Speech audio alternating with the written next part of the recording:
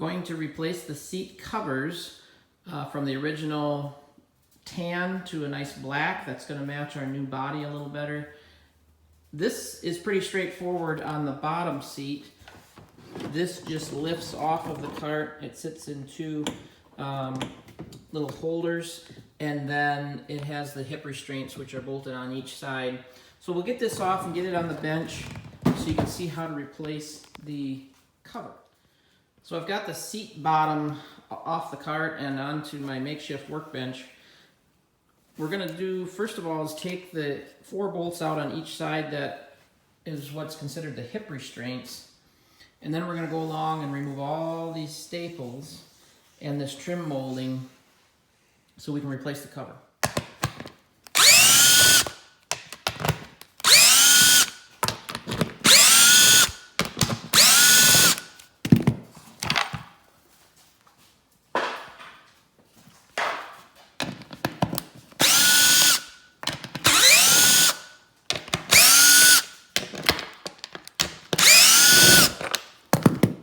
Now there's probably a better way to do this, but what I do is I go along with my little pick and I peel up the staples, and then I come back through with my side cutters and I actually pull the staples out. So it's kind of a tedious process, and this black piece is actually only stapled every few inches. This is just like a molding piece, but you can see we've got basically staples as many as you can put in along the whole edge. So this, like I said, a little bit tedious process, but the end result is definitely worth it. Okay, so I wasn't expecting that. Going along, pulling out the staples, everything going along just fine. Started to peel back the cover a little bit. Oh, a little surprise here. So this cover is actually a second cover. This is the original cover here. So this seat's been repaired or recovered once before. So what I thought was going to be a regular job here pulling the staples out is actually going to turn out to be a double job, because I don't like to go over the old seat cover. I know some people do that.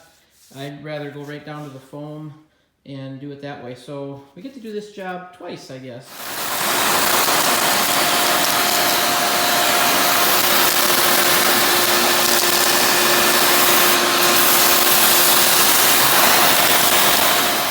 So after pulling out approximately 4,732 staples, we've got the first cover off, and you can see whoever recovered it last time cut the corners out, and I'm assuming that's probably to make the cover fit a little better and not bunch up.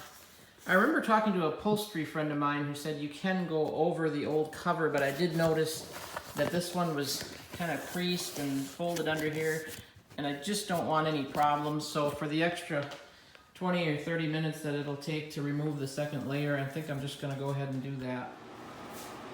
So I finished pulling out about the 3,213 staples left on the original seat cover. And because I'm a little bit of a perfectionist, I'll vacuum up my staples here.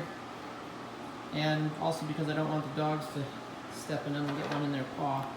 So we'll peel this cover back. I did notice it is a little bit somewhat glued to the foam, so I hope that doesn't present too much of a problem. Hopefully it'll come off fairly easy and we can get the new cover on and start to staple that down. So I found the reason for the original cover to be replaced or gone over.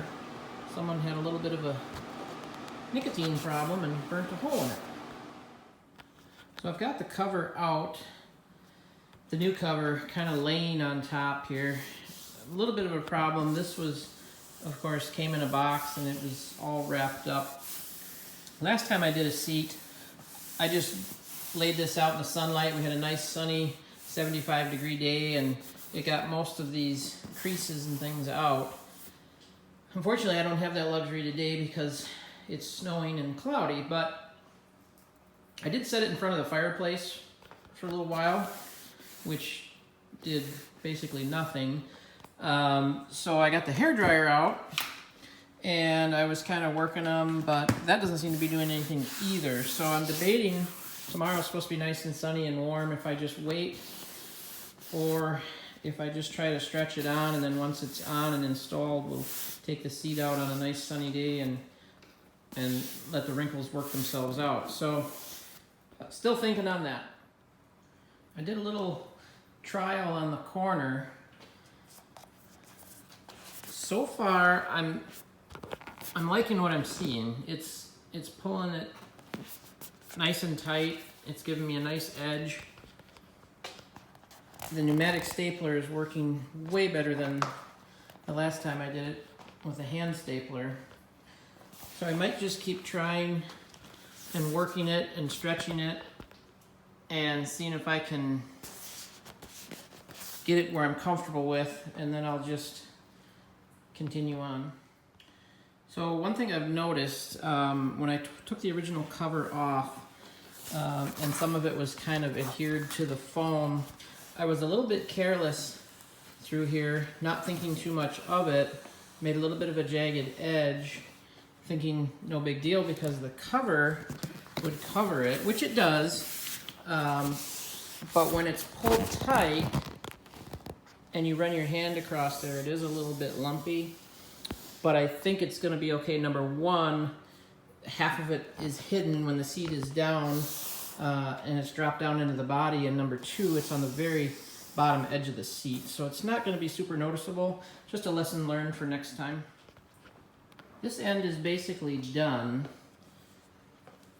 and you'll notice it's a little funny through here, which is no big deal because our hip restraint is going to go over that and cover all of that. I'd rather have it be a little wavy through here than on a corner or something where you'd see it, so that's why I kind of did that. But I'll pull it up a little bit so you can see, but for the most part it's looking nice.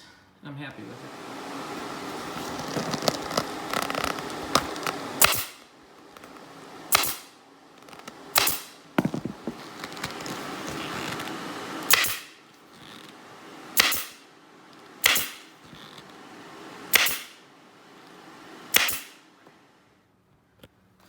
So when you start this process, it feels like it's never going to end, and then the more staples you get in, the last probably third goes really fast because it's really tight and it's on there well. So I'll take a razor blade and trim off all the excess. And here's what the top side looks like. Of course, it's going to have these little dimples from the folds. We'll get it out in the sunlight on a warm day and those should come right out. You won't even see them. Really happy with the corners. They turned out really good. Now we just got to do the backrest.